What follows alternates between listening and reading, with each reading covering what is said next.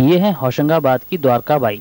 पिछले कई सालों से इंदौर के कैंसर अस्पताल में इनका इलाज चल रहा था। पिछले महीने उनकी हालत बेहद खराब हो गई। डॉक्टरों ने जवाब दे दिया और उनकी अंतिम इच्छाएं तक पूरी करने को कह दिया।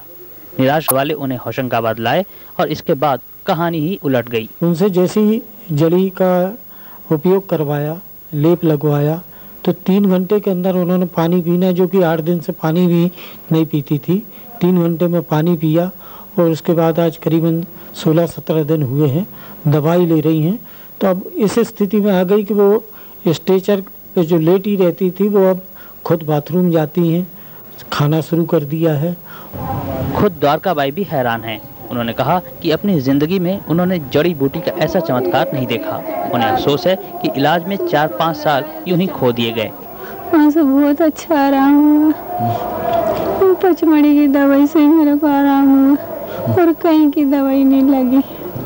सब दूर की कर ली, कहीं की दवाई नहीं लगी। राधेश्याम शुक्ल के इलाज से ठीक होने वाली द्वारका बाई अकेली नहीं हैं।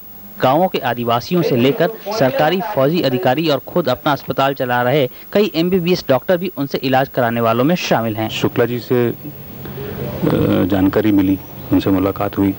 उन्होंने बताया कि ये माइग्रेन के बारे में उनके पास एक जड़ी है जिसको वो नागिनकंद कहते हैं। तो उनकी खुराक लेने से जो माइग्रेन की एक इंटेंसिटी होती है वो काफ़ी हद तक कम हो गई।